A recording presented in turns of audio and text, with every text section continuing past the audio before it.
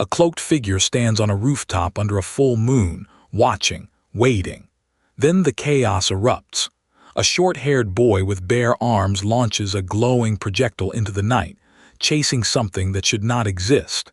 In 2025, mysterious objects called tomes appeared across the world, and with them came relics powerful enough to flip civilization upside down. Chase them. Don't let them get away. The command rings out as an explosion tears through a ruined urban battlefield, blocking every escape route. But amidst the chaos, one figure in a dark hooded cloak stands utterly calm. He's already won. Because in this life, unlike the last, he became the king of these relics. They call him Majesty. Inside a sleek conference room overlooking a gleaming city skyline, the debate is already heated. Yu Yikai fidgets nervously while Lee Si-hwa, red hair sharp as her expression, questions whether Seo Joo-heon should even be allowed near tombs he hasn't permitted for research. Julian Miller sits composed behind his glasses, reviewing documents. The name Seo Joo-heon hangs in the air like a loaded weapon. The man in the dark suit can barely contain his fury, because Seo Joo-heon isn't assessing threat levels. He's looting, stuffing every ordinary relic he can find into his private vault. And if that wasn't audacious enough, he named the tomb he broke into yesterday, named it after himself. The captain's shocked expression says everything when he realizes he wasn't even told. And there he is, Seo Joo-heon, smirking like a man who owns the room, casually musing about upgrading his title from Tomb Raider King to something grander. Tomb Raider Emperor, perhaps. Meanwhile, deep in a tomb's innermost chamber, an ancient glowing weapon pulses on an altar. Someone is about to discover something they were never meant to find. Inside a vast tomb carved with ancient inscriptions, Joo-heon holds a glowing sword, grinning at whatever just crawled out of the darkness. But his companion, a woman with long black hair and burning red eyes, her silhouette edged with feathers, doesn't share his excitement. She reminds him of something about greed, something about the past, and the walls seem to listen. But even the Tomb Raider King has a softer side. Outside a university hospital beneath fluorescent lights, a doctor's hands point to a gestational sac on an ultrasound screen. 5 weeks. Irene Houghton, Joo-heon's blonde wife, stares at the image, tears brimming. And then she erupts with joy, throwing herself into Joo-heon's arms. For one perfect moment, the world is not about relics at all. Back at the office, the mood is light, almost domestic. Irene beams as she and Joo-heon chat about the baby, already wondering about the gender. But the warm moment doesn't last. A colleague with sharp brown hair and sharper patience reminds Joo-heon that he actually has a job to do. The camera pulls back to reveal a desk buried under avalanche-sized stacks of paperwork. Joo-heon tells the light brown-haired boy Kang Myung that he's not clocking out until every document is processed. Kang Myung sighs and surrenders. But then Joo-heon's attention snags on something else entirely, a mysterious book covered in intricate patterns. Before he can even name what he's looking at, a swirling portal tears open in the air, and something on the other side says hello. Inside the tomb's ancient walls, Joo-heon stares down a floating interface that just offered him 3 options: obedience, massacre, or neglect. His verdict: all 3 are terrible. He mutters through gritted teeth that he didn't know what kind of ridiculous choices this tomb would throw at him. His frustration is palpable.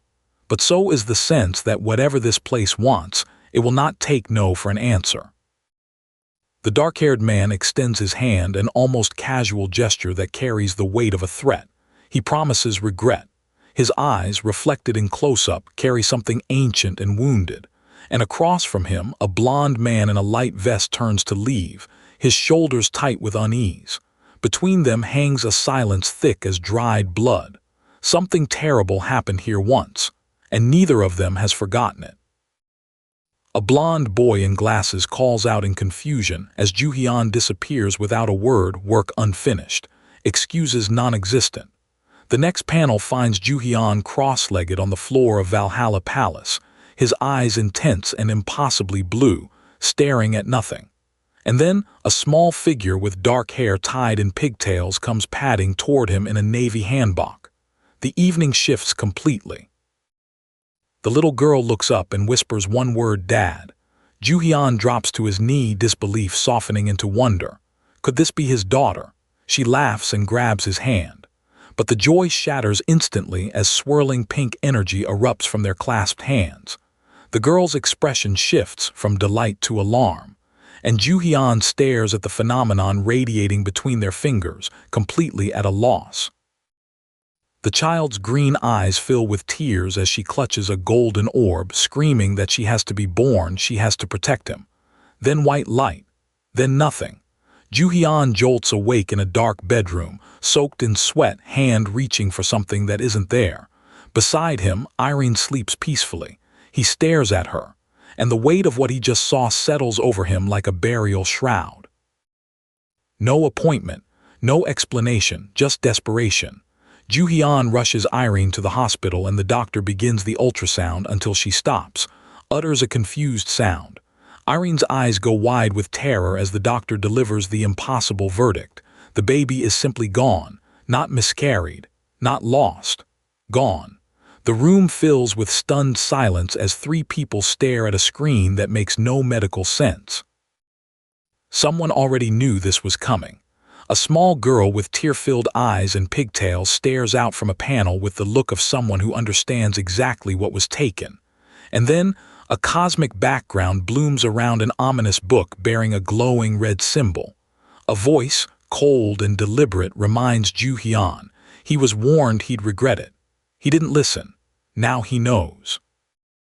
Joo-heon holds Irene close in the upscale halls of Valhalla Palace, murmuring that nothing is wrong with her body, but their baby has vanished without a trace. The word bizarre doesn't begin to cover it.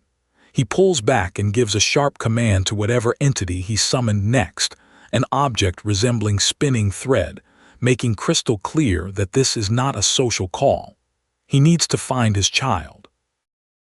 A high-tech interface activates, golden coils shimmering as it begins its search. The voice returns with unsettling calm. The child is alive but displaced, moved somewhere she cannot be born from. Joo-heon's expression fractures between confusion and rage, his red and black outfit catching the dim light as he demands answers in rapid succession. He gives the entity exactly 10 seconds to restore what was taken. Joo-heon drags Kang Myung out of whatever he was doing at an ungodly hour, and the light brown-haired man is absolutely done with it, screaming about skipped events and piled-on work. But 3 words cut through all of it. The captain's daughter was kidnapped. Kang Myung goes quiet. On the table between them sits a pillow with a doll-like blonde face and a small blue book, the pillow of Morpheus and the Wonera Critica mini notebook. Joo-heon explains his plan. He's going to use the pillow of Morpheus to replay the dream, and Kang Myung will interpret it using the Wonera Critica. An orange-haired companion in a brown hoodie holds up the pillow Relic with wide-eyed curiosity, while a brown-haired boy in a light blue vest listens carefully. The mythology surrounding Morpheus, the god of dreams, unfolds in the background, ancient knowledge pressed into the service of something very modern and very personal. Restoration complete. The blonde boy holds the notebook steady as preparations lock into place. Someone announces the mission is ready to begin. The next panel lands like a gut punch. A dark-haired boy is suspended in swirling blue energy, completely entranced, his body a conduit for something vast and unknown. And in a quieter corner of the scene, a man in glasses sits beside a young girl, their connection tender and wordless. The dream space collapses. An anxious voice cries out asking what she's supposed to do, begging to be remembered. Then the pillow explodes. Joo-heon jolts back into the real world, cursing loudly as the relic detonates near him. Kang Myung groans in pain across the room, and Irene rushes forward, concern flooding her face, asking if Joo-heon is okay. He insists he's fine, but clearly, nothing about this is fine. Irene grabs Joo-heon's sleeve, voice breaking as she asks what happens to her if something happens to him too. He meets her eyes and asks quietly what she thinks. Then a radiant book floats open in green light, and the verdict lands hard. The relics did this. The child in the dream specifically mentioned them. The room grows heavy with an implication no one wants to say out loud. Their unborn daughter was judged too dangerous. A young girl in a pale dress drifts through a dreamlike void. Her trace, as Kang Myung explains, manifested through the dream itself. And the power required to pull this off, at minimum SS rank, a divine-grade relic. Joo-heon's eyes narrow, his jaw tightens. Whoever or whatever kidnapped his daughter before she was even born is operating on a level that should be impossible. Joo-heon explodes. He hurls a glowing scroll toward the unseen entity as the entity responds with infuriating calm, offering a negotiation. Become one of 12 executors. Manage relics across all world lines. Protect your family, gain power.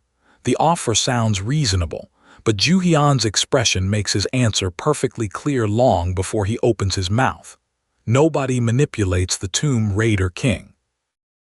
Joo-heon stares at the glowing interface hovering in the dark void, jaw set with cold calculation. He mutters to himself, "What are these bastards really plotting?" Then his eyes sharpen. He's decided, but not on any of the three presented options. He wants to know if there's something better. The entity, almost amused, offers a massage buff as a compromise. The absurdity somehow doesn't undercut the danger at all. The glowing book pulses as the entity makes its pitch, the power to erase anyone Joo-heon wants from existence. A recommendation list, ready and waiting. Joo-heon doesn't flinch. He plants his feet and declares that every single relic exists, every one of them matters, and he will not change his mind. When the entity pivots, hinting at an unborn child as a bargaining chip, Joo-heon's fury reaches a new altitude entirely. The predatory smirk spreads across Joo-heon's face like a crack in glass. He looks his adversaries dead in the eye and delivers his ultimatum: comply, or he will kill every single one of them. The entity shoots back that he should have made a wiser choice. Negotiations have officially broken down. Two other men nearby stare at him in baffled alarm, asking why he suddenly escalated. He ignores them completely. Then Joo-heon snaps back into reality, rubbing his forehead, visibly disoriented. The blonde man beside him urges him not to zone out right now, and the woman in the beige coat watches him with open concern. Before anyone can assess what just happened, Chloe Laurent bursts through the door, dark hair flying, face tight with alarm. She has 3 words that stop the room cold. "We have a problem." Joo-heon sits quietly with a small girl in a white dress, and his voice carries the weight of a man narrating his own nightmare. The kidnapping of his unborn daughter, he says, was only the beginning. The city skyline looms behind him, indifferent and gleaming. And then comes the first sign that something larger is unraveling. Relics are appearing without forming tombs, appearing before random people, without warning. Outside Guardian headquarters, the line stretches impossibly long. People clutching relics they've never seen before, swearing they never asked for them. A mysterious gray relic crackles with electricity on a metal tray. A man in a black turtleneck insists it simply appeared in his pocket. And somewhere at the back of the queue, someone asks the question they're all thinking: is this some kind of terror attack? In a dimly lit storage room stacked with crates of recovered relics, 2 agents confer in hushed, urgent tones. A blond man in a black suit marvels at how many appeared in a single day. No tombs, no excavation, just materializing out of thin air. His companion, dark-coated with a silver tattoo on his arm, reports that even the Eye of the Sky, their most advanced identification system, cannot classify these new arrivals. A green scanning sphere pulses uselessly at the unknown relic before them. In the command center, screens flicker with data no one can parse. Chloe Laurent storms in with news that future events are accelerating. Relics scheduled for excavation next month are appearing inside museums today. And then she delivers the line that stops every heart in the room. The system predicts Joo-heon himself is scheduled to die on September 18th. He stares at the readout. His expression is not fear, it's fury. Emergency power kicks on. Joo-heon snaps someone up by the collar and demands to know what is happening now. The answer comes from outside, an entire city plunged into darkness. A power plant on the Colorado Plateau, identified as Power Plant Corv Zeus, erupts in massive electrical discharges, lighting up the night sky like a second sun. Whatever the Zeus relic has done, it's no longer contained. Inside Guardian headquarters, the Zeus relic detonates.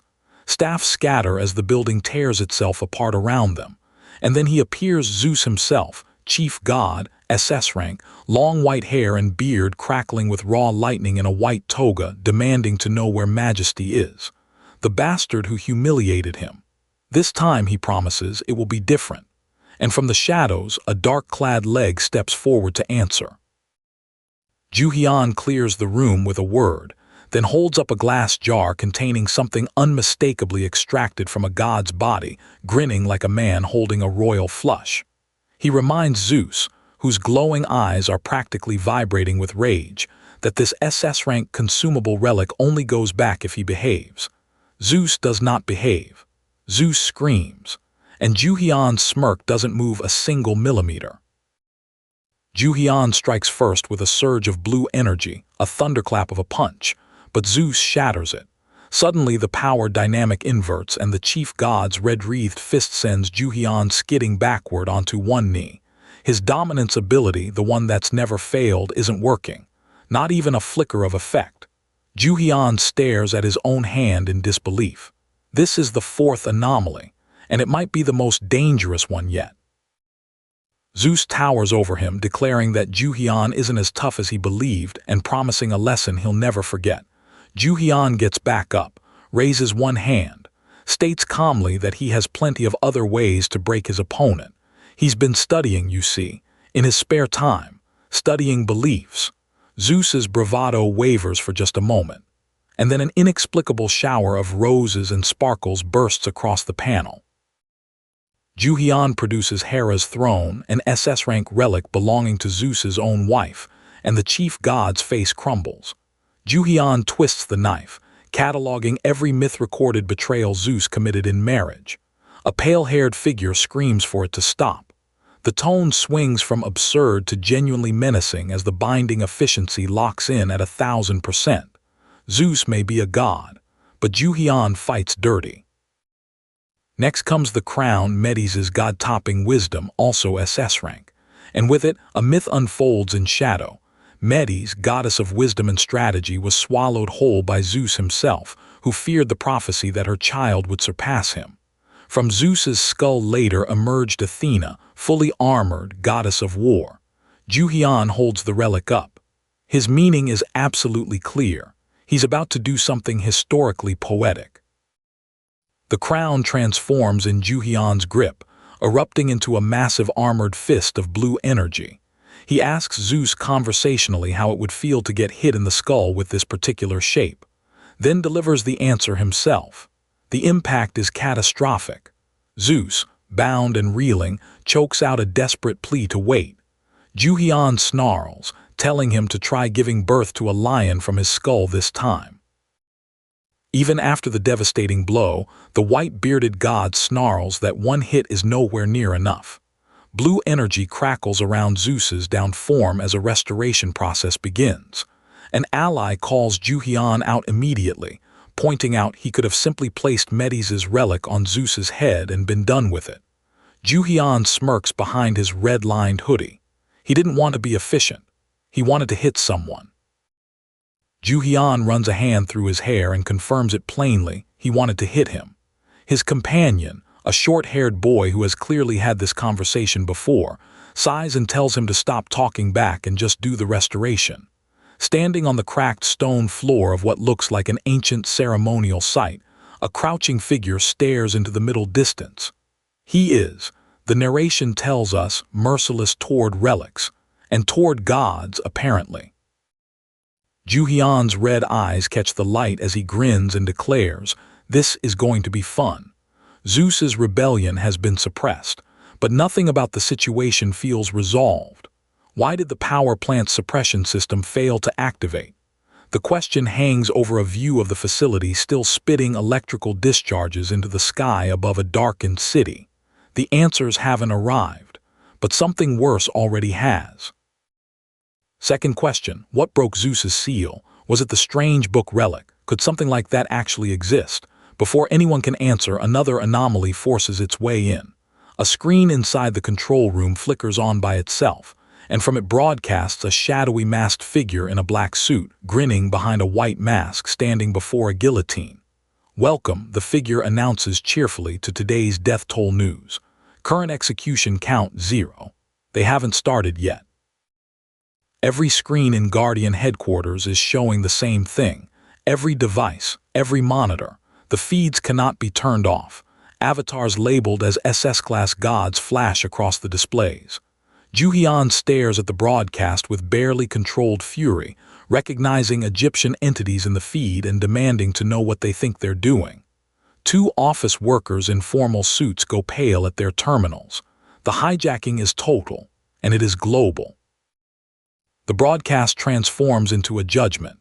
A white masked figure in black attire addresses an unseen audience, asking if they're ready to judge the guilty.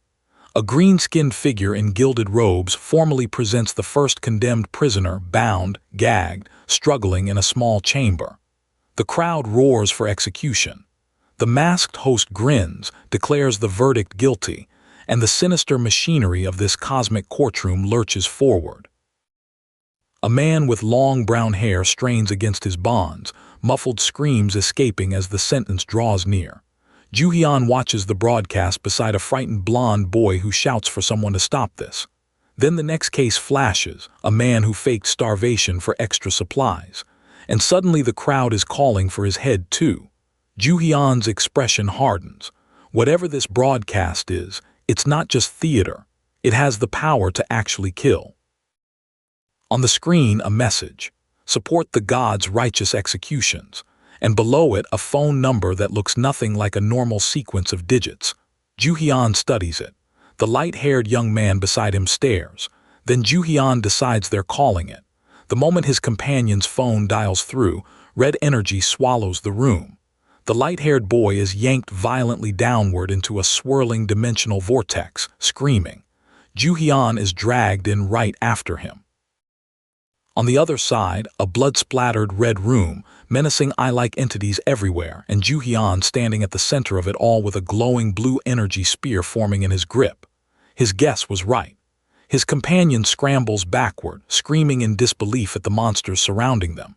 But Joo-heon is already done waiting.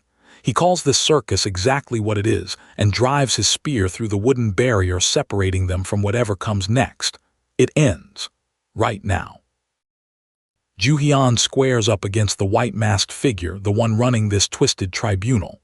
The mask turns to the crowd, smooth and unhurried, announcing that the next target has already arrived. Then it says the word that means everything in this place. Guilty. But Joo-heon isn't playing defendant today.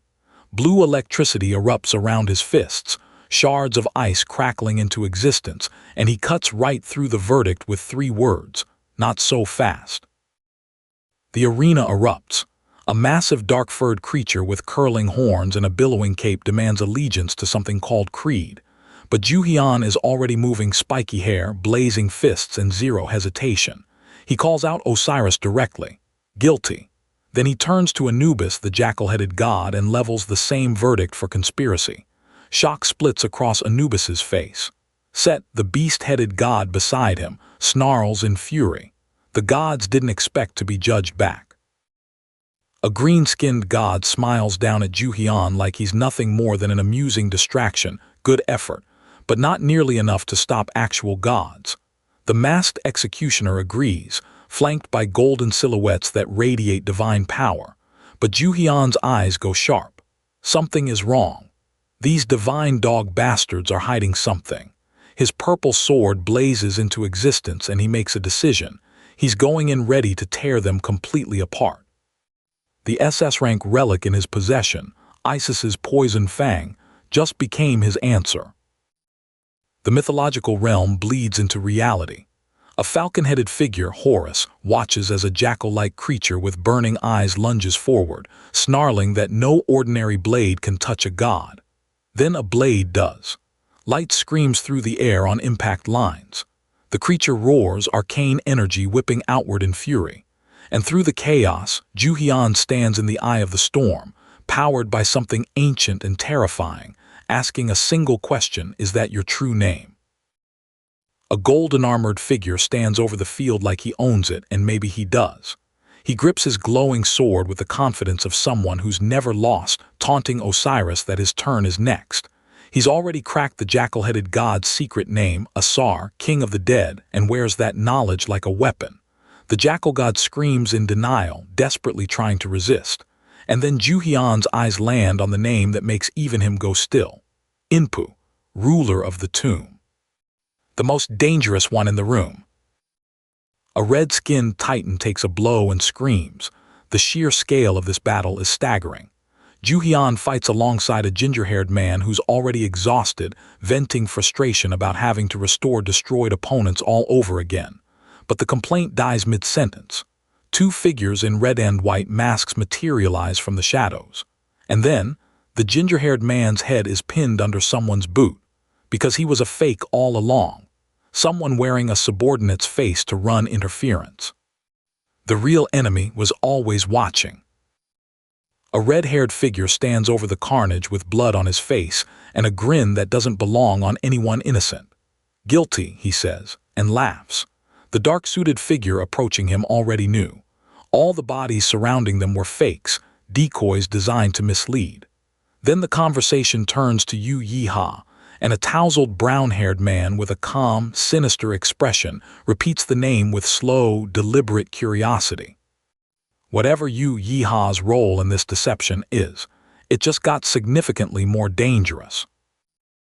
Joo-heon stares across the cosmic dark at a man with spiky light pink hair and the easy confidence of someone holding all the cards. This man isn't Yu Yi-ha, he says so himself, with a smirk that dares Joo-heon to figure out who he really is. Then the ring catches the light. Joo-heon's expression fractures. That ring means something, and he demands to know when it was stolen. The pink-haired man simply says, "It was never stolen. It's mine." And that changes everything. Joo-heon asks the question that's been burning since this man first appeared. "Who are you?" The pink-haired stranger answers with the unhurried arrogance of someone who's been waiting for exactly this moment. The cold outdoor air hangs between them. The answer isn't given yet, just the weight of it, pressing down like a verdict. Inside a sunlit high-rise room, the ginger-haired man with glasses stares at a seated figure who looks exactly like him and nearly loses his mind. A perfect doppelganger. But the seated figure isn't impressed. He dismisses the comparison with aristocratic contempt, introducing himself as a majesty from another world line entirely. The ginger-haired man pushes back hard, insisting their leader is the king here. But the doppelganger's posture radiates something impossible to argue with. He believes without a shred of doubt that he's the superior version. The dark-haired man, Joo-heon, faces a smirking thief in a brown suit outside a glass tower, and the conversation is already on a knife's edge. The thief claims he actually saved everyone by sealing the Egyptian relics before they broke containment. Joo-heon isn't buying it. He presses on Zeus. Was the thunder god released too? Because if a god-tier relic goes fully out of control, there is no world left to argue about. The thief's confidence flickers just slightly. The relics behind this disaster already let him loose. The blonde, curly-haired man in the brown coat leans in and drops a revelation that reframes everything. There are god-tier relics out there specifically engineered to destroy entire worlds. Plural. Joo-heon's expression shifts. He thinks he knows who's behind this. As he speaks, a golden structure identified as Majesty's cradle glows in the darkness behind them, radiating a strange and eerie calm. An artifact said to exist as only one pair across all dimensions. Whatever it is, it's here. And it's watching. The man with upswept black hair speaks with the measured calm of someone who has been guarding a secret for a very long time. He describes the relic creator, the original blacksmith who forged human stories into relics and established a cosmic order. But certain stories refuse to be absorbed into that order. Cosmic imagery floods the background, glowing red symbols, muscular figures in flowing hair, defiant and unbroken. These are the ones who resisted, the ones who kept their own nature. And they are not on anyone's side. The conversation moves to a rocky outdoor ridge, where the weight of mythology becomes horrifyingly concrete. 4 names surface: Ra, Enki, Vishnu, Niwa, gods of the 4 great civilizations, and the reason their tombs were always mysteriously empty. Joo-heon admits he checked those tombs himself, raiding them before anyone else could. He found nothing. Every time. Now he understands why. The ginger-haired man can't resist. He pokes fun at Joo-heon's tomb-raiding career, breaking the tension just slightly. But nobody's actually laughing. Inside the high-rise, Joo-heon delivers the brutal truth. The worlds that were destroyed weren't caught off guard. They were too busy fighting each other to see what was coming. The red-haired girl and the silver-haired boy absorb that in silence. Then the bespectacled character confirms it. The goal isn't one world. These entities cross dimensions, reaching into every world line simultaneously. Their endgame is either total annihilation or absolute control of every reality that exists.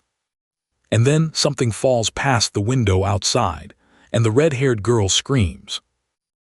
The blonde with glasses barely gets out a shout before a burst of crimson energy detonates in front of him, raw, violent, and completely impossible to outrun.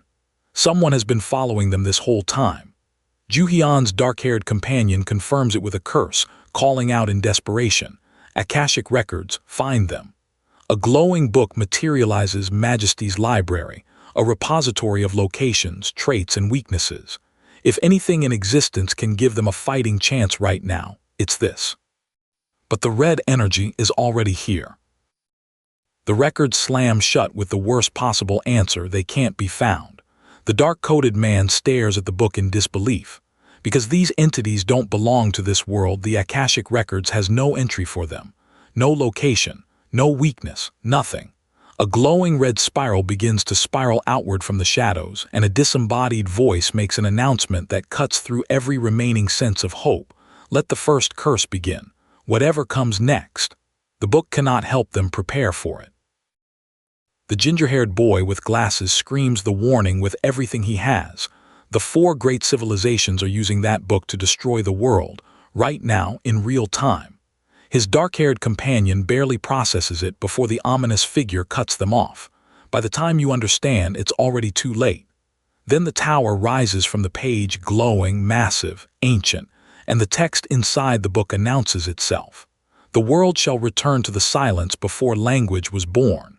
Every word, every name, every command, gone. It happens instantly. Global communication, every signal, every transmission, every spoken frequency, cut off simultaneously. The dark-haired boy stares at the wreckage outside and calls it exactly what it is: an absolute disaster. Military personnel scramble in tactical gear, masks on, voices clipped and urgent, already asking about the planes still in the air with no one guiding them down. The skyline behind them shows towers crumbling and fires blooming. This wasn't an attack on a city. This was an attack on the concept of connection itself. Ilya, blonde, frantic, running on pure adrenaline, shouts for someone to stop time before this becomes a full catastrophe. Then the blockade hits him too, and he goes cold. Language itself has been sealed. He can't command anything, can't communicate.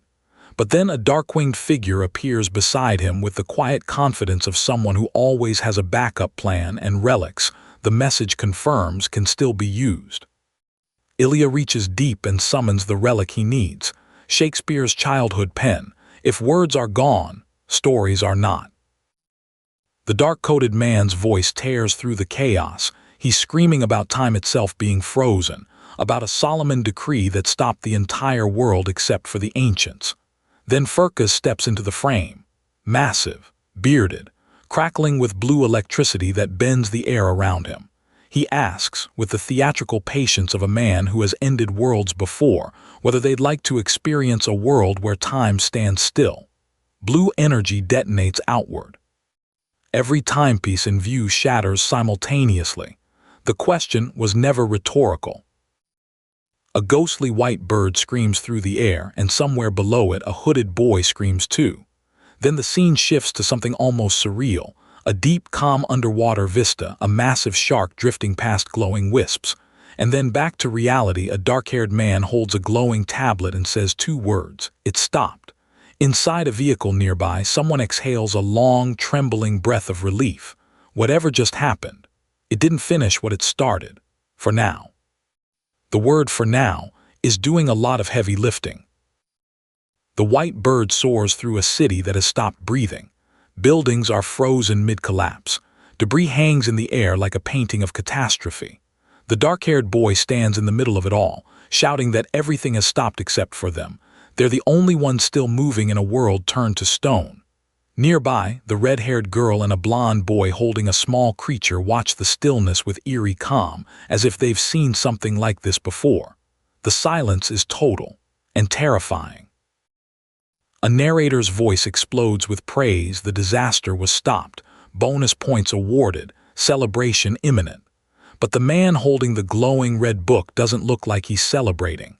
He looks at the hovering blue card above his relic with disbelief, as if a mere artifact shouldn't have the nerve to affect him. Then the announcement crashes down anyway. The curse of Vishwakarma, the blockade of tools, is beginning. A massive blue tower tears itself out of the ground with a sound that shakes the ruins around it. The protagonist stares up at it and swears. Another one. The dark-coated man grabs his device and stares at ominous lightning patterns pulsing across the screen, and then the surge hits him and he recoils hard. Around him, a red-haired character is cursing so loudly the air practically burns. Something massive is emitting energy nearby, humming with the kind of frequency that means nothing good. He screams for Crow to explain what's happening. And then, from somewhere out of sight, a voice announces with a cheerful little heart that they're going to take them both away now. The playfulness of it is the most frightening part. Inside the high-tech command center, the curse of Vishwakarma registers on every screen simultaneously. A young woman in dark tactical gear pounds the control panel with shaking hands while two armored men stand over her shoulder watching the readouts confirm what none of them want to accept. All human-made tools are being destroyed. A dark-haired man with piercing blue eyes holds a glowing crystal, his voice barely steady as he asks the question everyone is afraid to answer. Even Relics. The silence that follows says everything. In the warped, debris-scattered chaos, Joo-heon squares off against a blue-haired figure in a sleek dark outfit clutching a glowing relic like it's a lifeline. The red-haired girl stands at his shoulder, unshaken. Joo-heon demands to know why relics are being sealed too. They're tools. Comes the cool answer, so of course they are. He seethes, pushing back, insisting he won't be played. But the electricity crackling around the blue-haired figure suggests this confrontation is far from settled. Whatever this relic is, both of them know it's the key to everything. The glowing red book detonates with light as Joo-heon channels everything he has into breaking free. Relics born of language and story and meaning, he declares, will not be bound by this curse. He calls out the bluff directly. This curse targets human-made tools, and he will not let relics be quietly roped in alongside them. The figure concedes fine, relics are exempt. Across the room, the blonde man in the beige vest loses it entirely, screaming a string of words that can't be printed. And from down the hall, rapid footsteps close in fast. Someone is coming. The order comes down clean and decisive. Burn it. Ilya doesn't hesitate for a single breath. Yes, sir, and fire erupts from his hands in a column of blinding orange gold that tears the air apart. Joo-heon stands behind him, the ring on his finger catching the light, his expression the controlled calm of a man who calculated this move 3 steps ago. Below them, the ruler of flames rises from the inferno in full armor, coughing through the smoke. Impressed, it admits. That's the most dangerous reaction it could have given. Even after burning it, the book is barely scratched. Joo-heon stares at it with the quiet frustration of someone who just threw their best punch and watched it bounce off. The two anxious, light-haired young men beside him turn pale when the next number registers. 2 more curses remain. A glowing symbol pulses ominously from a futuristic artifact nearby. The curse of the Nile is activating, and the question hanging in the air now isn't whether they can stop it. It's whether surviving it will leave them with anything left to fight with. Outside, the building is ringed with spiraling debris, the aftermath of everything that's already been survived. But the voice addressing Joo-heon doesn't acknowledge survival as victory. It reminds him, slowly and deliberately, that he protected the right to use relics during the Tool blockade. That was impressive. But now the curse of the Nile is active, and the rules have changed again. The question posed across the swirling cosmic backdrop is bone cold. Even as you cross the threshold of the cosmos itself, will your relics still answer you? The dark-haired man goes still, and then says something that shouldn't be possible. He can't remember his own name. The blond boy beside him has the same hollow look of someone whose mind is being quietly emptied. The white-haired man in black turns away in disgust, unable to watch. Then the explanation comes, delivered with the calm authority of someone reading from a manual. Only those designated as majesties can still remember how to use relics. Everyone else is being erased. A red-haired man with glasses smirks at the ruins around him and says, "This is what humanity built for itself." The red-jacketed man with the earring takes a moment to genuinely appreciate the elegance of it all, humanity's extinction, designed to be airtight. He runs through the pattern: Babel, Babylonian mythology; Vishwakarma, Indian mythology; and the third curse. He tilts his head thinking as a spectral hand cuts through the air with a sharp crack. His guess lands on Egypt, which means the god behind this third curse isn't just powerful, it's the sun itself, Ra. Joo-heon pulls on the Isis relic and purple energy floods his hands like a verdict. Isis, goddess of magic and cunning, the one who once sent a serpent to poison Ra himself, her power is the perfect counter to the sun god. A towering golden pillar erupts from the ground as the relic activates, and someone watching from off-panel screams that he's cheating. Joo-heon's expression doesn't change.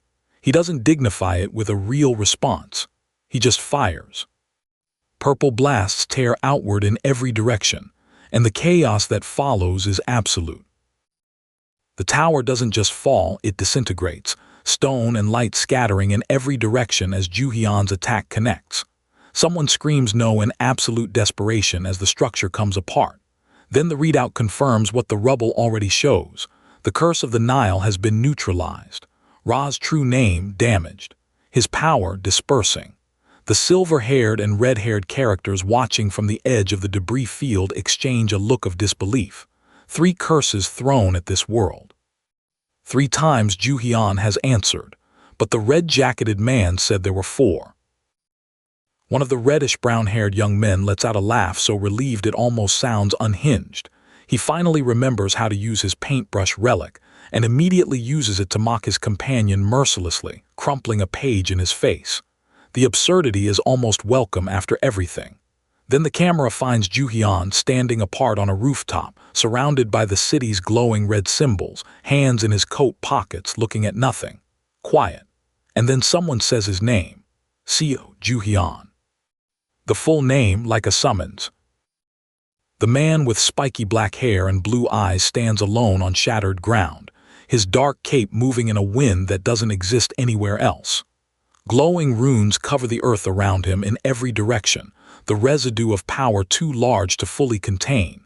He turns his head, not quickly, not dramatically, and says, quiet as a confession, "You really are something else." Whatever he's looking at, whatever just happened here, has earned his acknowledgement. And from a man like this, that might be the most frightening thing anyone in this story has heard. The gray-haired boy and the red-haired girl scan the horizon nervously, asking whether the records are finally returning. Behind them, the Golden Majesty's cradle towers upward, now referred to as the Heavenly Rope, blazing with contained energy. A figure in a black shirt shouts into it, calling it to him, commanding it, voice cracking with urgency. Nearby attendants scream for their master over the roar of the forming flames. Whatever the heavenly rope is capable of, it's about to be put to use. And the fourth curse hasn't been named yet. A figure emerges from the wreckage with dark energy coiling around their arms like living smoke, demanding to know where the other character was hiding during all of this. The light-haired man in glasses admits the truth. A strange aura had him pinned, completely suffocated, unable to move the whole time. Because he was born from a story, the rulebook's curse caught him in its gravity. The dark-armed figure doesn't waste sympathy on that. Instead, they size up the ruins with something close to pride. They've never seen anyone dodge a disaster like this. The compliment lands like a warning. The celebration dies the moment the fourth curse is spoken aloud. The curse of Fuxi, negation of hope. The reddish-brown-haired young man who was just laughing goes rigid. An older man with long black hair and the measured voice of someone who has studied this deeply explains. Fuxi once divined the future, mapped what was to come. Now that power runs in reverse. No future, no evolution. No one can grow beyond where they already stand. The younger, dark-haired man stares out at the glowing red city and absorbs the full weight of it. This is the most dangerous curse yet. In the storm-choked ruins of the city, the blue-eyed, black-haired man stands like a monument that hasn't been broken yet, while the bespectacled blonde boy lays out the terrible logic of their situation. In a world where only relics function, the majesty is the only reason anyone can use them at all, which means if he dies, the rest of them are just people standing in rubble with no tools, no power, and no future. The blonde boy calls him the hope of this world and means every syllable. The black-haired man doesn't argue. He just looks at the sky like he's calculating the distance to whatever comes next. The dark-haired boy's declaration cuts through the chaos like a blade. He will eliminate the protagonist of hope. Lightning tears through the air around him as he says it. Then another voice cuts back. You're still just a book man. A split second of surprise, then the charging figure surges upward from the ground in a column of ominous energy, and the announcement comes with the weight of cosmic inevitability. Your story has reached its end. Hand over your heart quietly. Somewhere in this sentence is a demand, a threat, and a death sentence. All three at once. A dark-haired figure throws themselves between their master and the incoming threat with the ferocity of someone who made a promise and intends to die keeping it. The blonde master barely survives the moment, exhaling with a shaken voice that they almost didn't make it. Meanwhile, the massive armored figure looming over all of them stares down at the commotion with the cold annoyance of someone swatting at insects. It won't hold back anymore. Energy builds in its hands, swirling, spreading, filling the frame. Whatever it's about to do, the floor won't survive it. The dark-haired man coughs blood. That's the image that hits hardest, not the tentacled creature's glowing red eyes, not the screaming from the reddish-brown and light brown-haired figures calling out for the captain and Seo Joo-heon in the same breath. It's the blood. He's already hurt, and the creature is still coming. It looms with the patient pleasure of something that doesn't need to rush. It finds the moment simply beautiful. The word should not be allowed to exist in the same sentence as what it's describing. The blue-eyed, black-haired man is on the ground, bleeding, and the long-haired blonde girl is screaming for him to wake up, her white top already stained with the dust of the devastated street around her. Someone shouts for a healing relic. Someone else shouts for Chloe. And then the pale formal figure speaks the words no one recovers from easily. Did you honestly think the disaster was over? The blonde girl's grief ignites into rage in the span of a single panel. She will never forgive the one who said it. Never. The street around them is destroyed, and the sky above is getting darker. Against the backdrop of a gleaming futuristic skyline, a figure in black armor with a red-eyed mask makes an announcement that sounds almost generous. Survive the trials and you'll be rewarded. In a way it says, this is all just a game, and you are all just pawns. Then it throws something and the shockwave detonates like a bomb, flipping the surrounding characters off their feet. Someone screams at it to stop. Someone else is already begging for calm. Neither matters. This entity isn't interested in negotiation. It's interested in watching. The fiery red-haired figure in the black robe concedes with bad grace fine. A block is a block, even if it came from a cheap trick. 3 perks for 3 disasters survived. It offers, practically, a steal. The blue ethereal figure floating nearby decides it has had enough of this conversation entirely, announces it's leaving, and vanishes. And a moment later the blonde character's eyes go wide as the presence disappears completely. Then a red vortex tears open in the sky above the city, signaling that whatever the entity just did, it's already in motion. A dark-haired woman with glasses strides in from the side, healing relic ready, calling out for the captain. Someone finally brought backup. The blonde girl in the school uniform whispers a trembling "Master" as the brown-haired and dark-haired boys around her look at what's on the ground, with expressions no one wants to explain. Then, from somewhere that should be impossible, Joo-heon appears. Alive. The ginger-haired man stares like he's watching a ghost materialize. Can't be Seo Joo-heon. Seo Joo-heon is lying right there on the ground. The confusion breaks open like a wound as everyone asks the same question at once. If that's Joo-heon standing there, then who exactly is lying at their feet? Joo-heon drops to his knees beside the bloodied, curly-haired blonde, and the name that comes out of him is raw disbelief. Yoo-yeeha, unconscious, pale, crumpled in a debris-filled alley. Then the bespectacled man in the dark suit, the one with the smirk that never quite disappears, casually informs Joo-heon that he just saved his life. Joo-heon's response is immediate and furious. Did you touch his subordinate? The smug figure doesn't flinch. He asks why no one is saying thank you. And then Joo-heon's expression goes somewhere colder, much colder. Joo-heon gets the full story and it doesn't sit well. Without the intervention, his heart would have been literally ripped out of his chest. The blonde boy on the ground, still breathing barely, was the price paid for that. Joo-heon stares at his unconscious subordinate and asks the question that cuts to the bone. You sacrificed him just to save me. The dark-haired figure holds the line, Yoo-yeeha is still alive. As if that settles it. As if Joo-heon is supposed to be grateful. He's not.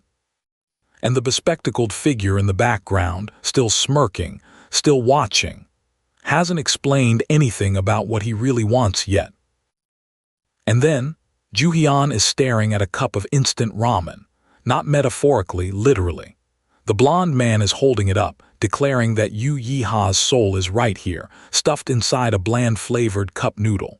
Joo-heon loses it completely, screaming at the sky with the ramen clutched in his hands. The absurdity hits like a freight train, one of his most trusted subordinates, reduced to convenience store food. But underneath the absurdity, something deeply wrong is staring everyone in the face. The girl in the white top pulls the captain aside. She's never seen anything like this before. A body on the ground, no heart in his chest, and somehow, still breathing. Joo-heon's jaw tightens. His eyes harden. He doesn't need a long explanation. He needs a solution, and he's already made up his mind. The man in the stylish brown coat and sunglasses lays it all out. Right now is the perfect window to strike. The 4 major civilizations think Joo-heon is dead. They're not watching. And Joo-heon, unlike anyone else, can still use relics. He extends his fist, not begging, not pleading, just presenting the brutal truth of what they could accomplish together. The sky behind them darkens with the ghost of everything that's already been destroyed. The proposition is staggering in its scope. If Joo-heon can control the relics of all 4 major civilizations, not just 1, not just 2, he could end this disaster entirely. The blonde figure watches with burning urgency as Joo-heon opens his hand, an invitation hanging in the air between them. For one charged moment, the weight of the entire world balances on that outstretched palm. Then comes the words that cut through everything else. His daughter, they took her. Joo-heon's expression doesn't crumble, it crystallizes. A flash of a memory surfaces, him holding a blonde girl close, arms wrapped tight. That warmth, that connection. His voice drops to something dangerous as he demands to know where they're hiding. The answer, Amaterasu's space, lands like a sentence being handed down. Joo-heon's fist clenches around the ring on his hand as the mythology floods in. Amaterasu, the goddess who hid herself so completely that the world plunged into darkness. Her brother's rampage forced all the other gods to throw a grand feast just to coax her out of her cave. The bespectacled man in the brown suit nods slowly. If she's hiding again, finding her won't be a matter of looking. It'll be a matter of making enough noise to drag her out. But there's something more sinister at work than a hidden goddess. Joo-heon demands to know why they're ripping hearts out of people. The curly-haired blonde explains it calmly, almost clinically. The moment someone becomes a majesty, their heart transforms into something extraordinary, something called the heart of the ruler. And these people are collecting them. Joo-heon's expression tightens into something sharp and dangerous. Enough hearts gathered together and you can rewrite absolute laws, the rules of reality itself, bent at the knee. Joo-heon doesn't need to hear another word. He's going in for Yu Yi-ha, for his daughter, for all of it. His face shifts into something fierce and immovable as he announces they'll storm in and smash everything to pieces. The curly-haired man assures him he can track the energy they need. A plan is forming, and it is not a gentle one. The tactical discussion moves fast. Flight relics to take down the planes first. Communication barriers that need workarounds. The red-haired woman snaps to attention at something, a strange sound cutting through the urgency. Everyone's moving, everyone's talking at once, the clear sky above them a cruel contrast to the chaos they're about to throw themselves into. And somewhere in the middle of all this planning, time is running out. A massive burst of light tears open the sky, and the arch of victory triumph looms into frame like a monument to everything they're up against. The injured man on the ground, bloodying his brown coat against the earth, explains the horrifying rule. A world that loses its majesty becomes enemy territory. And when that happens, majesties from other world lines swarm in like vultures. The orange-haired man behind his glasses mutters that the rule book has already spread the word. Someone laughs at the invasion and then Gungnir appears. SS rank, God tier. The luminous spear materializes in Joo-heon's ring-adorned hand, the spirit inside it practically squealing with bloodthirsty excitement. He hurls it at the intruder, but the strike is blocked cold. Majesty's attribute. Joo-heon stares, red-eyed and streaked with yellow energy in his dark hood, looking at someone who just stopped a god-tier weapon bear. The message is clear. Their own majesty needs to awaken. Now. In a grand red hall drenched in the color of conquest, Mars O'Connell makes his declaration. Wild red hair, manic eyes, a man who genuinely believes he's about to own an entire world. He runs through the active rulebook curses on this world line like a checklist, impressed that two were resolved but utterly unbothered. Someone stopped time. Inconvenient. He'll undo it. He is the kind of man who treats disasters as minor scheduling conflicts. Time resumes, and the chaos resumes with it. Rubble rips through the air, a white bird scatters its feathers into the smoke, and the blond man shouts frantic commands about the communication barrier still being active. The red-haired woman surveys the destruction with an almost casual curiosity, but the threat coming toward them is anything but casual. The order goes out, stop him, call forth Basin, and the atmosphere snaps tight as a bowstring. Mars lays out his strategy like it's obvious: let people die, break the contracts on bound relics, collect everything that falls. Absolute trash, someone mutters, and they're not wrong. But then a dark-haired man's expression shifts. He's found something. A mini rule book, SSS rank, crackling with fire around its edges. In a situation that seemed hopelessly tilted, something has just changed. Something the enemy didn't account for. The glowing blue device is more powerful than anyone imagined, and the dark-haired man holding it knows exactly how to use it. Across the city, Mars announces with a grin that relic collection has officially begun, and every soul in this world now belongs to him. The blond man in the disheveled suit is sprinting through the destruction, shouting frantically, grabbing relics out of midair. On both sides, the board is being set. The game is about to get very ugly. On the beach, the dark-haired young man and the red-haired woman stare up at planes beginning to move, and neither of them knows how to stop it. The language barrier cuts off any communication with control towers. The ginger-haired man in the suit cuts through the panic with a single command: create a relic. The young man hesitates only for a heartbeat. His relics, the suited man reminds him, are smarter than the average weapon. Trust the tool. Trust yourself. Joo-heon confronts the curly-haired man with an unflinching list of grievances. You built that execution stage. You replicated those relics perfectly. You turned my subordinate into cup noodles. The glowing energy around the light-haired man's hands flickers as Joo-heon makes his demand crystal clear.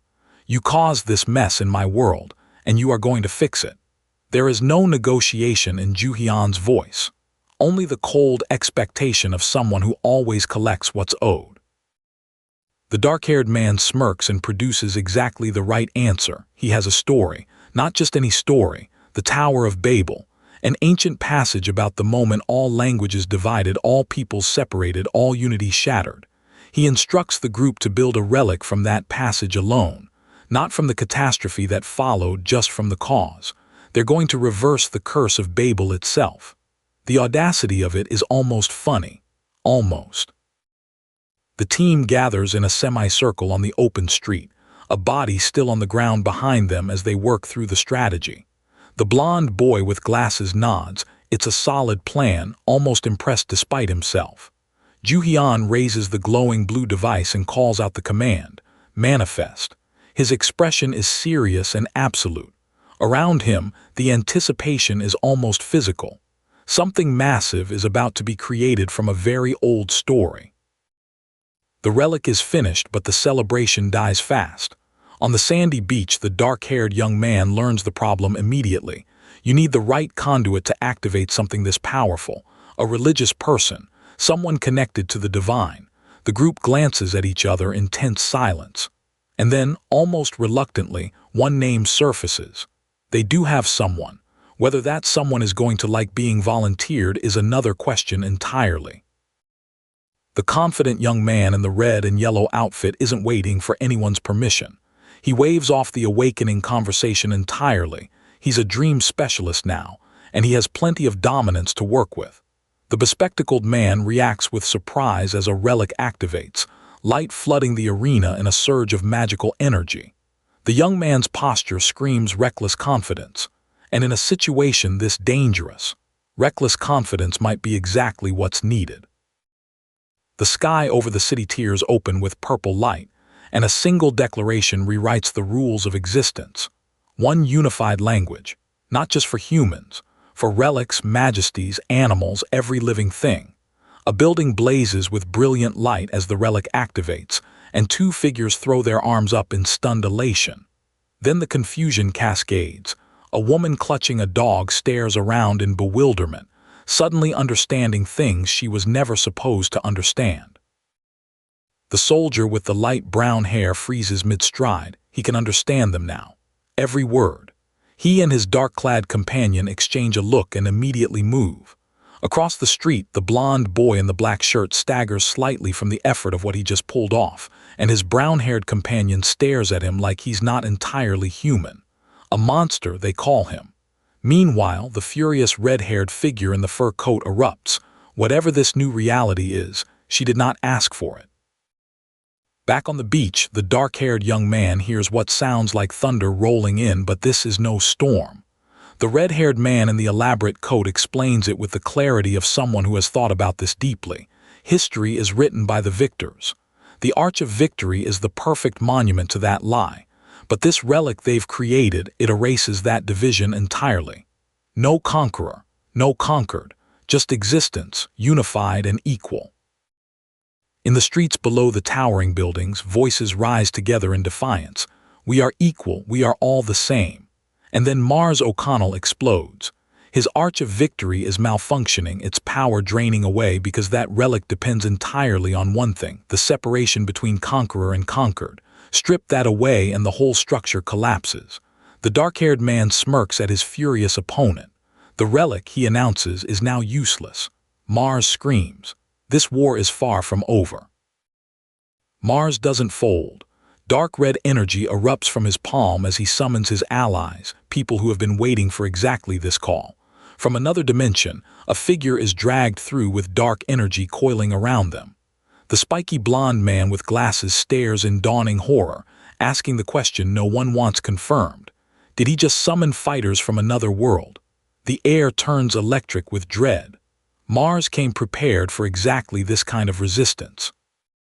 But the Babel relic has done something no one anticipated. Its effect has crossed dimensional boundaries. The tousled brown-haired man in the suit realizes it with a jolt of near-religious shock. None of his creations have ever influenced multiple world lines before.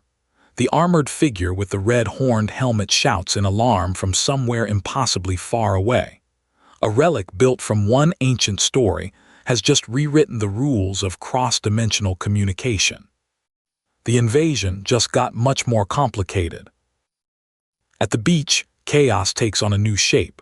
The red-haired man's glowing helmet, Ares' helmet, is turning him against everyone around him. Friend, foe, doesn't matter. The winged woman in black screams the warning too late as his mind dissolves into pure aggression. A man on the platform is already shouting death threats at anyone who moves. Ominous dark figures lurk in the background as the red-haired man battles the helmet's grip, demanding someone pull it off him before he tears through his own allies. In the urban alleyway, the situation has degraded into something almost surreal. The chubby figure in the flashy red mask is threatening murder with one hand while clutching a cup of ramen with the other. The thin man in the brown suit is barely holding himself together, his glasses slipping, his voice trembling. And somewhere in the background, an enormous presence is demanding, desperately, childishly, to be given back its cup noodle. Ares' relic in a place like this. Of all the places. Mars is reveling in it. Standing tall in his flamboyant red and black, he urges everyone around him to tear each other apart, watching the chaos with delight because every casualty feeds his strategy. The dark-haired woman with feathered accents and the young man in the checkered jacket are struggling to communicate, their urgency mounting. Then comes the word, perk. A reality-altering perk still unused, hanging in reserve like an ace in a burning hand. Perk 3, setting alteration right. The ability to modify one rule of an entire world line. The bright red-haired figure clenches his fist, gold ring catching the shimmering light, and something clicks into place behind his eyes. He forgot about this. He actually forgot. But he remembers now. And with that fierce expression and energy crackling around him, there's no hesitation. He raises his voice and commits completely. He's using it.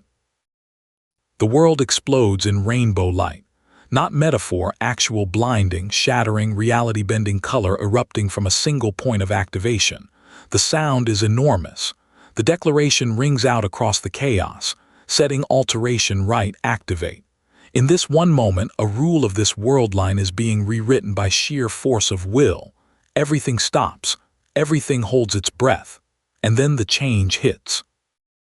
The masked figure shouts the activation into the crackling air as lightning tears the sky above him. The thin blonde man in the brown suit goes white with shock. Under the domain of any chief god-tier relic, all lower relics are subjected to neutralization. The words land like a verdict. And then the screaming starts. The energy is enormous, violent, absolute. Something has just been swept off the board entirely, and the person losing it knows exactly what it means. Mars O'Connell surfaces from the chaos looking like a man who just woke up in the middle of his own crime. His hair is wrecked, his expression scattered. What was I doing? The helmet of Ares, of course. Ares, the Greek god of war himself, depicted in timeless warrior glory, still formidable, still feared. But the dark-haired man holding the sword makes the hierarchy clear with a casual smirk. Ares is still below Zeus. And right now, someone has just played a Zeus-level card. Mars cannot believe what he's looking at. A chief god-tier relic in this world line wielded by this man. His enemies are regrouping, screens around them displaying recalibrating invasion coordinates as his allies close in. The dark-haired man just smirks behind his glowing sword. He's a majesty. Mars finally spits. And all around them, dark clouds of energy swirl like something divine is passing judgment.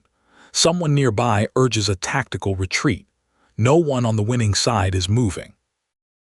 The messy brown-haired man with glasses is surrounded by erupting steam, staring at himself in bewilderment. Did someone pour water on him? No one did. The swirling vapor has a source nobody can immediately explain. Then comes the notification that cuts through everything. Yu Yiha's survival instinct has been activated. The heart coordinates, the target they were tracking, are lost. Something in Joo-heon's unconscious subordinate just woke up and started fighting back. The cup ramen container, Yu Yiha's current form, has activated its own defense and stealth functions. The spiky-haired boy holding it stares at it with wide eyes. You have an ability like this. The answer, delivered with dark humor, is that he is technically a relic right now. Across the battlefield, the massive red-masked figure is tearing through the area, demanding to know where his target is hiding, fury radiating off him in waves. The little cup of noodles is hiding from a conqueror. And somehow, it's working. Mars charges at the dark-haired man with everything he has, screaming about whether a tiny blade can possibly bring down a conqueror. The dark-haired man doesn't move, doesn't flinch. His defense relic was already active. He looks at the furious, charging figure across from him with the calm expression of someone who already knows how this ends. The energy crackles, the sparks fly, and the confidence between them is not evenly distributed. The blade in the dark-haired man's hand is no ordinary sword. Isis's poison fang activates, and Mars O'Connell's authority begins to shatter, not metaphorically, structurally. The grotesque helmet representing his power fractures and cracks as he screams, his name dissolving, his authority crumbling in real time. He takes the hit with an anguished cry that echoes across the battlefield. A conqueror, unmade blow by blow. A nameless conqueror, the dark-haired man declares, is nothing but a thief. And what happens when a thief gets caught? He answers his own question with absolute, terrible finality as a colossal blade of blue energy crashes down from above like divine punishment, tearing through the battlefield, sending stone and debris screaming in every direction. The sound is catastrophic. The power is overwhelming. Mars O'Connell just learned exactly what kind of man he decided to invade. Mars hits the ground hard, blood spattering, his red coat crumpled against the shattered rock as he groans in defeat. Joo-heon stands over him and calls it a joke. Then, with almost casual cruelty, he reaches into the fallen man's coat, crackling energy and all, and starts rifling through his possessions. Mars cries out in horror as a golden sphere is pulled free. Joo-heon examines it with a glinting blue eye and a satisfied grin. "Nice stuff," he says. "Very nice." Mars lunges for the sphere with one desperate, outstretched hand. "Give it back." Joo-heon smirks. "Sure," he says. "I'll give it back by using it on you." The golden relic activates in his hand as a massive grid sphere materializes in the sky above them, Atlas's sphere, and the system confirms what it does: forced transfer of the weight of the world. Mars is crushed into the earth by an invisible, impossible pressure, his face twisted into pure agony. He wanted a world. Now he's carrying one. Mars O'Connell writhes on the crumbling ground as red lightning tears through the air around him, his golden ring burning with painful energy. The weight of an entire world is pressing him down and he is screaming. Joo-heon watches, calm and unmoved, stating simply, "You tried to steal a world so you can bear its weight yourself." But even crushed, even broken, Mars manages a vicious laugh. "This is only the beginning," he gasps. "The others won't leave you alone." The dimensional gate is closing. Mars has lost, and his allies know it. The bandana-wearing man stares in disbelief. The hooded figure panics at the shrinking gate. But Joo-heon's dark-attired companion grins and delivers the send-off with theatrical menace. "Go home now, or end up exactly like Mars." The warning lands. The atmosphere is thick with defeat, with the particular hopelessness of people who bet everything on the wrong majesty. Joo-heon holds the Atlas relic and commands it to shrink back down, casual, almost bored, and then shouts it out. They won. But the victory gets complicated fast. A massive screen above the battlefield has been broadcasting the entire Majesty battle to the world below. Mars stares at it in red-faced shock, realizing everyone saw everything. The bespectacled man in the brown trench coat explains the stakes with grim precision. The losing world becomes a colony. The crowd absorbs this in stunned, unsettled silence. Against the backdrop of a space station hanging over blue ocean, the bespectacled man suggests Joo-heon inspect his spoils of war. Spoils of war, Joo-heon repeats, and then something erupts from the blood-stained ground. A glowing crystal heart, radiant and pulsing, surrounded by a dramatic aura that makes the air itself seem to vibrate. Joo-heon reaches for it, and the dark-haired woman in the fitted black outfit names it without ceremony, Mars O'Connell's heart. In other words, a majesty's heart. The heart of majesty glows in the rocky aftermath of the battle, and the implications begin to unfold. With it, Joo-heon can absorb and use Mars O'Connell's ability directly. The dark-haired woman identifies that ability by name, Conqueror's Authority. The group exchanges looks ranging from astonishment to concern as they process what this means. Mars O'Connell is defeated. His power now belongs to the man who crushed him. The question is what Joo-heon intends to do with it. Joo-heon holds the glowing gem and grins. Of course he'd want it. He likes the name. Around him, the reactions are immediate and vivid. The blonde man in the light blue sweater looks like he's been personally attacked by this development, and someone else raises a fist and shouts Joo-heon's name like a war cry. Then comes the narration overlay for Conqueror's Authority, the details of a skill that forces targets to fight among themselves. And somewhere in the background, someone is already drawing the comparison to Chairman Kwon. The red-haired man is in deep trouble and he knows it. Joo-heon interrogates the glowing relic with theatrical outrage. Wasn't this supposed to be mind control? His allies are already losing it, someone calling him a demon to his enemies and telling him he was born to start trouble. Then the red-haired man realizes the wrong heart was pulled in the battle and pleads for someone to intervene as Joo-heon cheerfully asks if someone can boil some water. He's apparently cooking this guy. The chaos is total. The laughter is real. But the humor evaporates fast. Joo-heon generates a burst of magical energy and spits his farewell at the annoying majesty with theatrical disgust. He hopes he drops dead soon. Then his voice drops. His expression hardens. He tells his people to stay behind. He is going into Amaterasu's space. He is getting his daughter back. He is bringing home the man currently trapped in a cup of instant noodles, and somewhere in the dark space waiting for him. His daughter is still missing. Mars O'Connell isn't going anywhere without a fight. He clutches the glowing heart of majesty and makes his position crystal clear. He is not a tool, and he is not staying behind. The crew erupts in protest. One red-haired girl is practically screaming, another ally is throwing their hands up, and someone, bless them, points out that their new companion shares the exact face of a notorious scammer and traitor. Trust, apparently, is in short supply. Irene reaches out and grabs Joo-heon's arm. Her voice is quiet but desperate. It's going to be dangerous, she says. He needs to come back. Their daughter needs him to come back.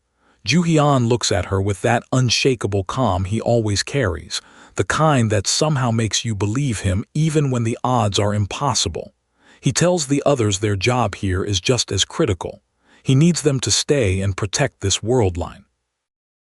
He locks eyes with Irene and asks the simplest, most loaded question he can: does she trust him? A tear catches in her striking blue eyes. He has never come back empty-handed, not once. Then, because this is Joo-heon, the moment cracks just slightly. He warns her that if he's lying, he'll bankrupt himself paying the price. A light-haired man nearby squints at the small green object in Joo-heon's hand and asks what it is. Joo-heon calls it a dimensional travel relic. Time to move. The ground cracks open, and from that fracture something impossible rises, a massive, luminous green beanstalk, climbing into the sky like it's reaching for another world entirely. Because it is. Three of them stare down at it from the edge of the crack, wide-eyed. The red-haired girl asks if this is Jack and the beanstalk. The boy with glasses sputters. How the hell are they supposed to climb that? The answer, apparently, is by not having a choice. Mars demands to know who's coming with him. The blonde in the light blue shirt, staying behind. The red-haired girl in the purple dress, also staying behind. Mars stares at them both like they've personally betrayed him, because in his mind they absolutely have. He grabs onto the beanstalk anyway, grumbling every inch of the way, while a darker-haired companion tries to tell him it's not that bad once you get going. Mars is not convinced, not even slightly. Joo-heon stares up at the beanstalk and briefly considers this as a workout. His reddish-brown-haired companion, already in full eager mode, offers to help pull him up. Joo-heon immediately summons the heavenly rope instead, that small golden worm creature that practically leaps out squealing. Instant ascent. He rockets upward holding a cup of instant ramen, leaving his companion far below, screaming that he's cheating. Joo-heon's reply drifts down from above, he's conserving stamina. They breach the top, and the sight that greets them stops everything. A cosmic expanse of glowing, crystalline worldline stretches in every direction, vast and silent and staggering. The blond man with glasses barely manages to ask if each structure is a different world. Joo-heon confirms it, then immediately pivots, where's the rule book? He scans the luminous architecture and identifies an entrance point. He points directly at it. Time to carve a path. The beanstalk towers above them like a pillar holding up creation itself. The dark-haired man turns to his light-haired companion and asks, dread in his voice, if they really have to climb all the way back down. The light-haired man smiles. Of course not. He steps off the edge. They fall. And when the dark-haired man coughs himself back to consciousness, he's inside what appears to be a snack bag, completely disoriented, gasping, where exactly are they? Neon lights blaze in every direction. The city is alive and loud and soaked in the smell of something that isn't quite right. Mars spots the commander immediately. But before they can regroup, a notification flares into existence: Dionysus's cup, status, in progress. Mars stares at it like it's personally insulting him. In the background, people are already raising their cups, surrendering their bodies to the Relics pull. The festivity is real. So is the danger. The smell hits Joo-heon first, sharp, overwhelming, absolutely not normal alcohol. His glasses-wearing companion is calm about it in the most unsettling way, explaining that every majesty has their own method for controlling their world. This one uses intoxication. Keep the humans drunk, keep them compliant, keep them powerless. Joo-heon looks out at the glazed-eyed crowd stumbling through the neon-lit streets. None of them are in their right minds. Not a single one. Joo-heon spots the central building immediately. That's where the majesty is, dead center of the city, impossible to miss. He turns to leave, muttering that this place is incredibly creepy and he wants out as fast as possible. Then his companion stops him cold. Check your wrist first. Joo-heon looks down. A glowing, pixelated number 50 has appeared on his left wrist out of nowhere. Both of them stare at it. Neither of them has an answer yet.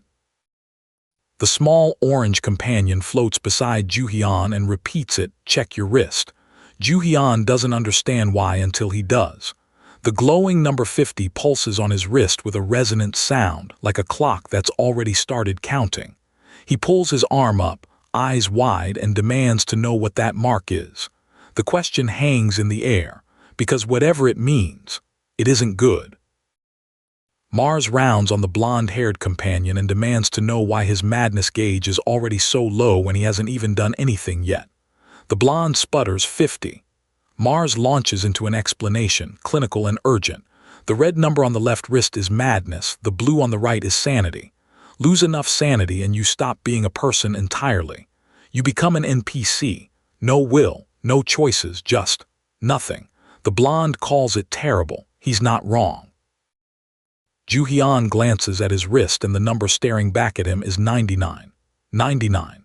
The black-haired man across from him almost short-circuits. Just how insane is this guy? Joo-heon tells him to watch his mouth. The explanation follows fast. You need a madness gauge of at least 30 to use relics in this world and above 70 to wield anything high-ranking. Joo-heon processes this, then relaxes completely. He won't be having any problems.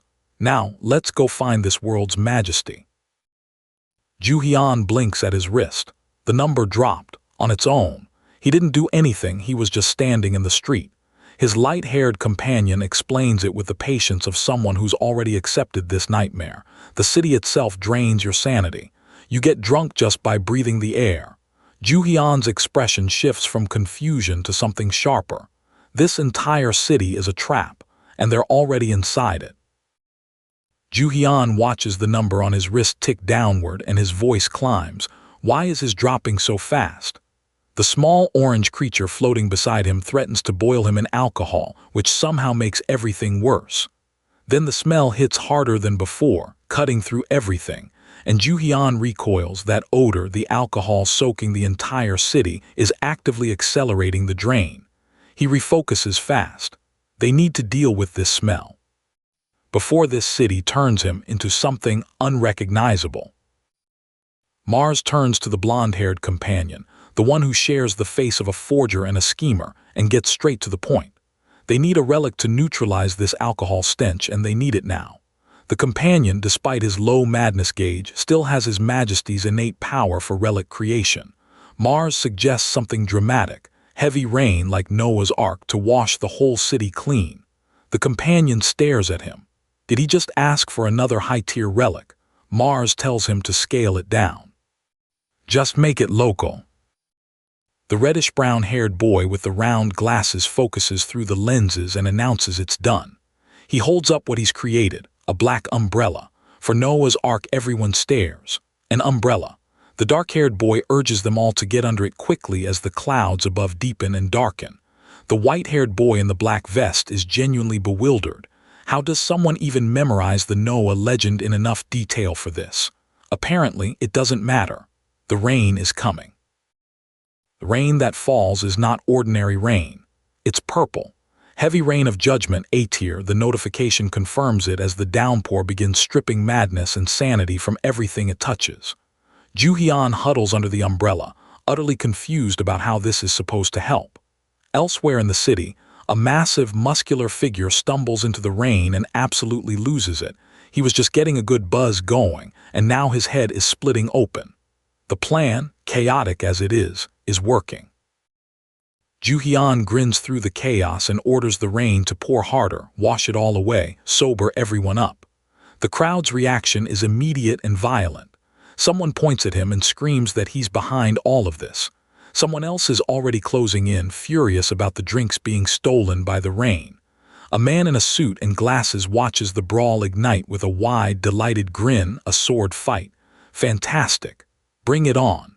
The bar just became a battlefield. Mars gets hit from the side and roars. He reaches for his relics and finds nothing. He can't summon them in this dimension. For a moment, he's completely barehanded against a muscular, tattooed brute closing in with murderous intent. Then Mars spots something nearby, a long piece of wood, local procurement. He hefts it like a weapon, expression shifting from panic to focus. The gap between his power and his opponents is enormous. Mars has never cared much about gaps. The red-haired boy barely ducks as a bat carves the air where his head was. The man with glasses and umbrella watches the surrounding chaos with the calm expression of someone making mental notes. Then a familiar voice cuts through the rain. Someone calls out the heavenly rope by name, and the little golden worm creature is already in action, glowing and whipping through the fight. From the other direction, a group of suited men arrives, their leader demanding to know what's going on and who that unfamiliar face belongs to. A bald man in a sharp black suit grins through the rain, utterly confident. They're in a relic user's territory, he declares. These newcomers have no idea what they're up against. Then the black-haired companion shouts in pure triumph. He caught a fiery whip right out of the air with his bare hands. The bald man's arrogance falters. The lackey behind him stutters out a desperate warning. And in the rain-soaked neon dark of the street, the power dynamic shifts violently. Then comes the explosion, a burst of fire and orange light tearing through the dark sky. Joo-heon steps out of the blast radius grinning, arm extended, completely unbothered. The man in the black suit gasps when he recognizes them. The bald man with glasses tries to maintain his arrogance, muttering that they clearly don't realize what he just got his hands on. Joo-heon just laughs. He says this brings back memories, and the way he says it makes it sound like a threat. Mars draws the sword, and the moment he does, the air changes. The blade of Muramasa ignites in fierce red-orange energy, and Mars looks at it with the expression of someone greeting an old friend. "It's been a while," he says. Just 3 words. The close-up on the blade says everything else. This is an A-tier weapon in the hands of someone with a 99 madness gauge, wielded by a man who is absolutely done playing around. The bald man still thinks he's holding an advantage. He doesn't finish the thought. Mars swings Muramasa in a single clean arc, and the building behind their opponent splits, not breaks, not cracks, splits from nothing but the force of the sword's energy traveling through the air. The suited onlookers stare in absolute silence. One of them whispers it. He sliced the building with sword energy. An A-grade relic. The bald man's smug expression is gone, replaced by something much more honest. The fight ends fast after that. Mars stands over the fallen with Muramasa still in hand, telling the man on the ground to just give up. He was never in his league. The beaten man with the disheveled brown suit crumbles completely. Joo-heon sweeps in immediately, demanding everything they have, relics, all of them, and if he finds anything held back, heads are coming off. The glasses-wearing companion in the brown suit peers at something in the pile, and quietly suggests they probably can't take that particular one home. Mars holds up a large, shimmering feather and identifies it, Icarus's feather, B-grade, usable as a movement relic. The blonde companion immediately points out that Icarus died, fell right out of the sky.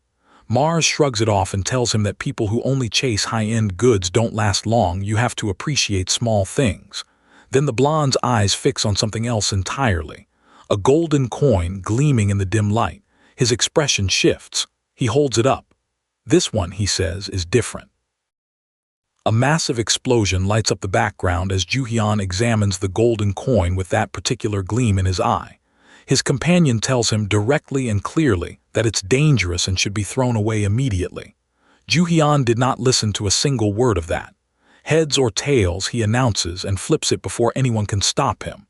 The coin lands. Joo-heon wins. He erupts in laughter as energy crackles around him and then stares at the result with wide eyes. He called tails. It landed on heads. Joo-heon is still grinning.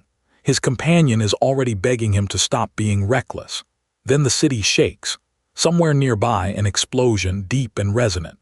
A screen notification blazes into existence. Dionysus's relic has been destroyed. Joo-heon blinks. He didn't start any conquest, he insists. The muscular blonde man practically grabs him by the shoulders. Damaging the city automatically registers as a challenge for a colossal battle. Smoke rises in the distance. The people around them look terrified. It wasn't supposed to go this far. Joo-heon eyes the crowd rallying against them and raises an eyebrow. Are these really poor people? His companion stares back in disbelief. From 2 directions, fighters surge forward, a muscular man and a fierce woman screaming at their followers to protect the chalices, drive the enemy out. In a command center somewhere above the chaos, a stern officer with a well-groomed mustache assesses the situation and issues the order to evacuate citizens. The battle has officially outgrown the street. Tactical officers descend on the scene, surrounding 2 citizens who have been strung up from ropes above the street. The lead officer commands them to halt. They're surrounded. Joo-heon looks back at him with complete composure and explains that he's doing dehydration. He washed everyone who was soaked in booze and hung them up to dry. He even asks, with an audacious smirk, if he deserves a reward for his community service. The officer is not amused. Joo-heon absolutely is. A dark-haired man with sunglasses and a furious expression explodes. The word he uses is unprintable, but the intent is not. Armed men flood the scene shouting to get him. Joo-heon produces Pan's flute from somewhere, the carved wooden instrument radiating an eerie red aura, and holds it up like a challenge. A separate angry man with short black hair steps forward screaming at him to get lost. Joo-heon's response is immediate. "No," he says. "You die." Golden energy crackles between Joo-heon's fingers as he activates the Conqueror's authority and watches his enemies begin attacking each other. He surveys the chaos with an almost peaceful expression. "Idiots," he mutters, "have fun fighting." Then something sharp slices through the air near his shoulder, purple energy, precise and controlled. A woman with long brown hair tied back in a ponytail moves through the brawl in black tactical gear, her knife ready. Her sanity gauge reads 100. She kept every single point of it. Joo-heon's expression shifts. The elites have arrived. Joo-heon faces his last standing opponent and calculates quickly. His current relic may not be enough for someone with a perfect sanity score. He says it out loud, almost admiringly. Keeping a perfect score in a city like this makes her a real monster. The woman in the dark mask doesn't blink. She tells him he's under arrest for inciting a riot. Joo-heon produces the deathmatch coin. Her eyes fix on it. That's a coin used by majesties, she says. The air between them goes still. Joo-heon's eyes blaze purple. His hands radiate with energy as he conjures a golden ornate staff with a metallic ring.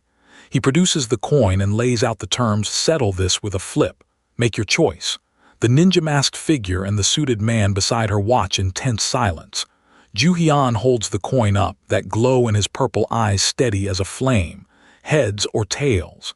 The city hums around them. The stakes have never been clearer.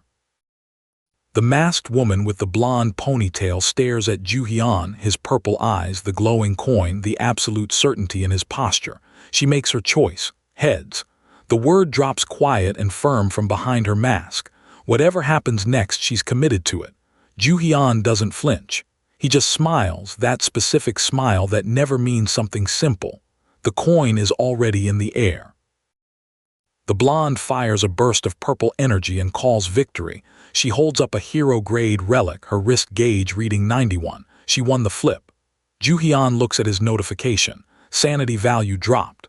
Then he looks at the golden coin in his hand and says if that's the case, and the blonde's face goes white.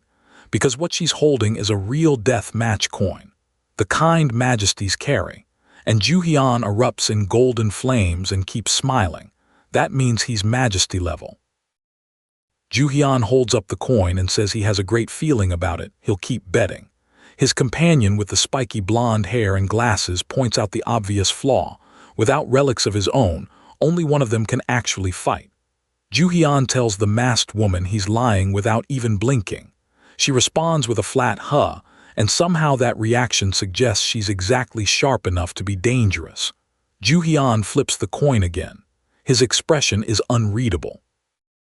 Joo-heon's purple eyes burn as the coin flies again.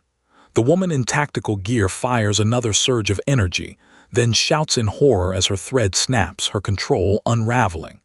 Joo-heon tells her next round is right away, and the battlefield between them lights up with colliding magic, explosions of light, impact sounds that shake the air. She is good. She is brilliant. But something about the rhythm of these rounds is working in Joo-heon's favor, and he knows it. The masked figure kneels, gasping, panting. The fight is over and they both know it. Joo-heon looks down at them with the coin still in hand and says 2 words, "You lose." The kneeling figure protests desperately, "Flip it again, quickly." Joo-heon raises his hand. The glowing blue number 9 shines on his wrist, undeniable. "It's over," he says, not cruelly, just factually. The gap is this wide. The proof is right there on his skin. The woman with the blonde ponytail stares at Joo-heon with dawning, horrible clarity. When did it get this bad? He tells her the truth. From the very beginning, his goal was to drain her sanity completely. Every round of the coin game bled her down while barely touching him. She calls him exactly what he is. He doesn't deny it. One more flip, he tells her, and she becomes an NPC. No will, no self. Just a puppet in Dionysus's drunk city. Joo-heon makes his demands, all relics handed over, and she guides him to the majesty through routes that avoid her patrols. The woman in the dark mask doesn't move for a moment. Then Joo-heon's companion explains they need a clean path through the city unseen. Another figure in a cap mutters that this is all nonsense. But the woman in the trench coat nearby issues the sharper warning. Being spotted on their way in would ruin everything. The clock is ticking. Somewhere in this neon labyrinth, the majesty waits. The woman with the long brown ponytail swings into the scene and declares she doesn't care about any of it. The blonde boy with glasses and the masked companion exchange a look of pure disbelief. Joo-heon points out the obvious. She promised a special surveillance zone, but there isn't a single one of her people in sight. Did she trick them? Then the ground shudders. Purple magical energy swirls up from nowhere, consuming the surroundings in a spiral of crackling power. One character whispers, "What is this?" Purple energy tears through the geometric structure like a fist through paper. Joo-heon clenches his fist until his knuckles go white, teeth grinding, aura blazing around him as he pushes through the strain with a roar of effort. In the arena below, dozens of dark shadowy figures scatter and fall, defeated in a single overwhelming sweep. Then a system interface lights up green success. All targets have fallen. The arena goes silent, and Joo-heon stands in the center of all of it, still burning. In the Security Force Command Center, a scruffy bearded man grins wide. "They should have done this sooner," he says, and every word carries a menace that's impossible to miss. He orders the entrance sealed. The operation is over. Once trapped inside this reality, he narrates with quiet satisfaction, there is no way out alive. Outside, Joo-heon grabs his own head in sudden agony. His companions rush to him. The worried blonde asks if he's okay. The masked officer tells the others they seem safe. But Joo-heon is anything but fine. Underground, stone walls, vines crawling through the dark. Mars stands with Muramasa glowing red in his grip and tells everyone to think straight. This is not the time to fall apart. A young man with a beanie beside him confirms the worst. This is the place they only spoke about in whispers. The labyrinth you fall into and never climb out of. The nervous blonde companion hears footsteps echoing through the stone passage and goes completely still. Something is already moving toward them. Bare feet on cold stone. A figure moves carefully through the underground. The blonde boy with glasses steps forward and asks the strangers who they are. A middle-aged man with disheveled hair and glasses explains. They were trapped here before the newcomers arrived, imprisoned for refusing to bow to the majesty. A tall, dark-haired man with real authority in his posture speaks quietly. This is how the city works. The alcohol upstairs controls the willing. The labyrinth imprisons the rest. He looks at the group and says, "Follow him, they're leaving." The tall, dark-haired man points to the iron door. That is the only exit, but passing through it costs everything. On the wall beside the door hangs a cup filled with something that gleams like poison. Drink it, and you lose your senses completely. You become like the people stumbling through the streets above, hollow and controlled and gone. The choice is stark. Starve slowly in the dark, or walk out the door as something that used to be a person. Neither option is a way out. The iron door looms in the vine-choked dark. The poisoned cup waits on the wall, glittering with false promise. And somewhere above this labyrinth, the majesty of Dionysus's cup sits at the center of a city built on madness and control. A city Joo-heon is somewhere inside, fighting his way through, while his daughter is still missing and the entrance back to the real world has just been sealed shut. Mars grips Muramasa. The footsteps grow louder. Whatever is coming through that dark is almost here. No more waiting. No more weighing options. Joo-heon looks at the iron door sealed against them, listens to the older prisoners explain they have exactly two choices, and decides he doesn't like either of them. He raises his glowing relic sword and declares he'll simply break the door down himself. Then on the wall behind him, a red skull flickers to life. Target detected. The labyrinth is watching. The door doesn't need to be broken. It opens on its own. The system scans Joo-heon's chest and reads something that shouldn't be possible. Madness level 99, sanity fully intact, conditions satisfied.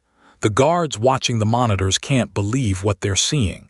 One of them steps forward, weapon raised, demanding to know who this man is. But the door is already open. The bespectacled prisoner scrambles to explain it. Normally when madness climbs, sanity crumbles.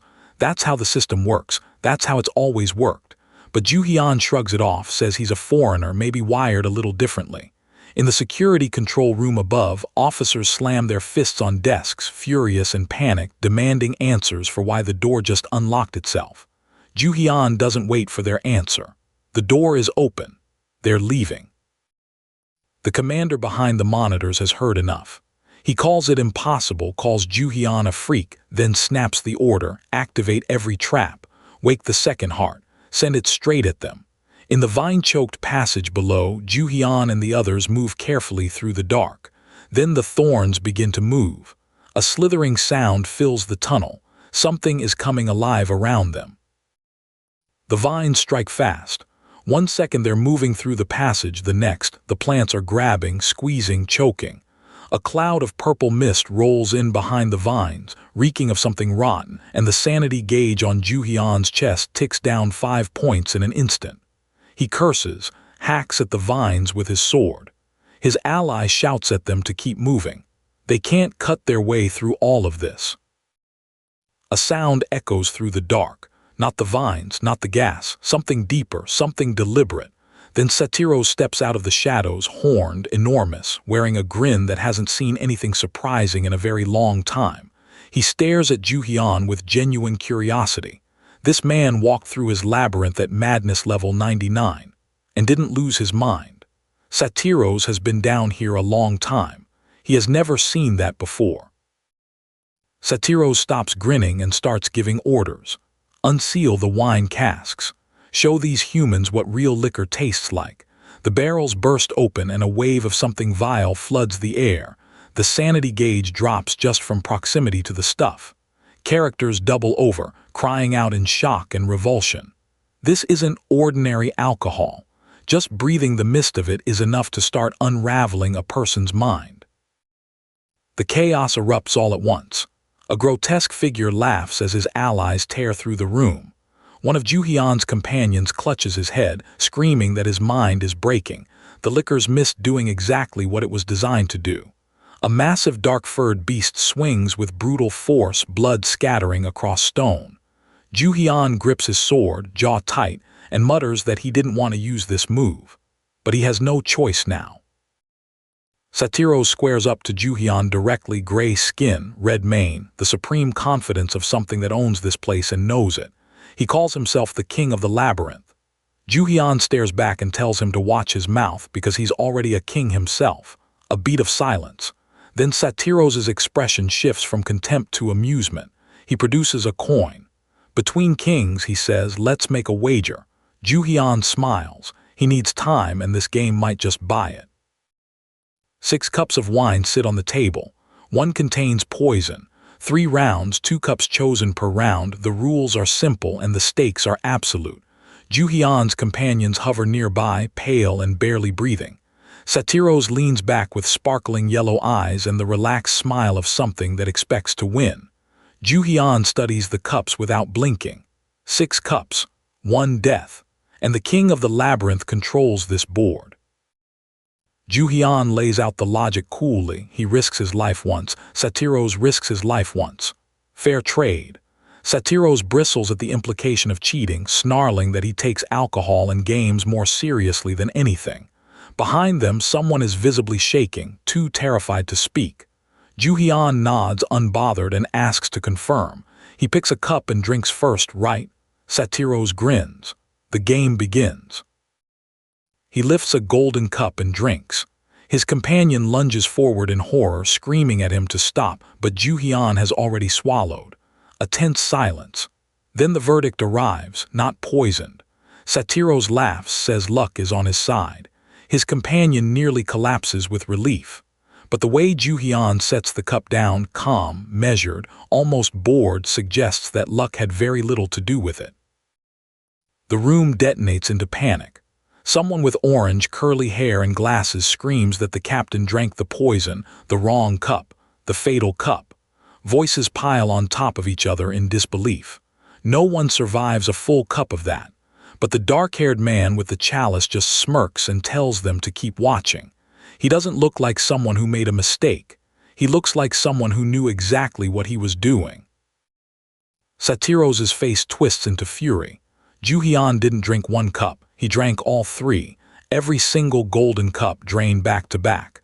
Treacherous roars that it's a turn-based game, 1 cup at a time, that's the rule. Joo-heon shrugs. He was going to drink 3 cups anyway. He wasn't about to leave room for tricks. Treacherous stares at him, genuinely stunned. The brat just broke the game entirely. Now it's Satiros' turn, and Joo-heon isn't asking. Golden ropes snap from the air at his command, coiling around the massive beast and binding him in place.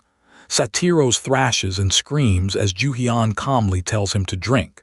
The beast struggles, cries out in disbelief.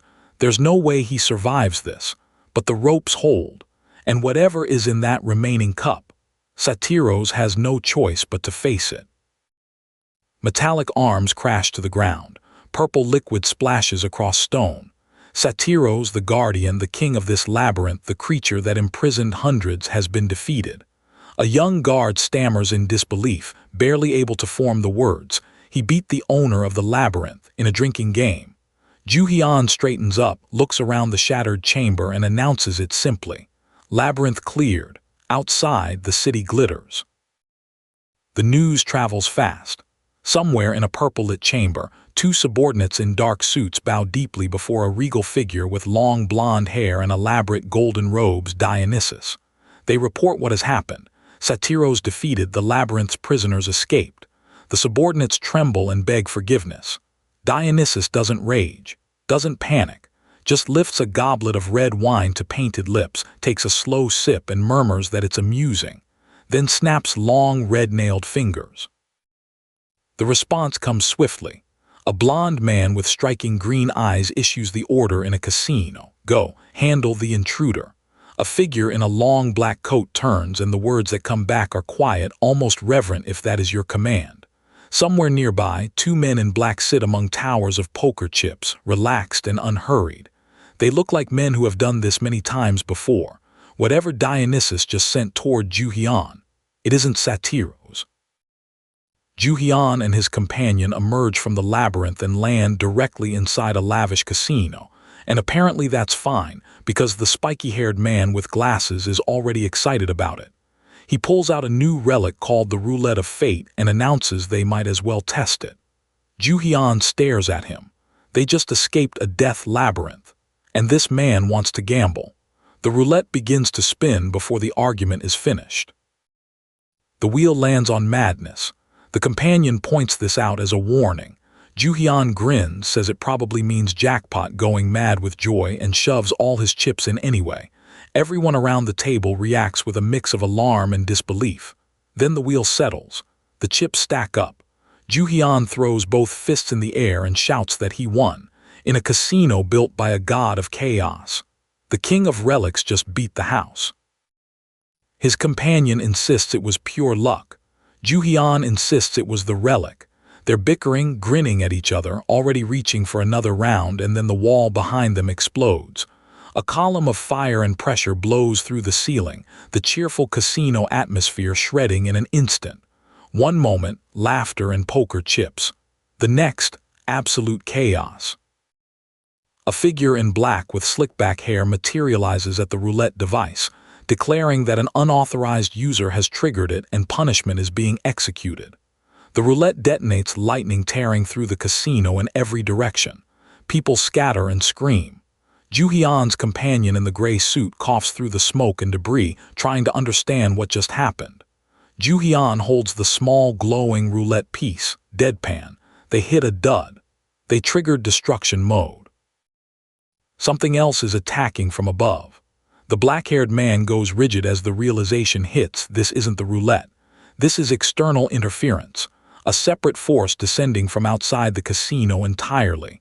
The ceiling cracks, fire pours through, and somewhere in that descending inferno, a name is screamed above the roar of the flames: Joo-heon. Someone up there is looking for him specifically. Wings of Icarus. The attack announces itself by name as a blond young man in a brown suit directs the fiery assault with barely contained excitement, shouting at everyone to get down or get out of the way. Joo-heon drops into a combat stance, scanning the burning room, calling to his rope relic to locate the source. Someone with precision, with power, with intent is targeting this exact location, and they didn't come alone. In the heart of the electrical storm, a blonde figure crackles with golden energy, white-trimmed glasses, dark futuristic suit, one hand raised as raw power surges around him. He speaks a single name into the chaos: Gongmyo. Not a battle cry, not a threat. A recognition, quiet, disbelieving, and absolute, because Gongmyung shouldn't be here.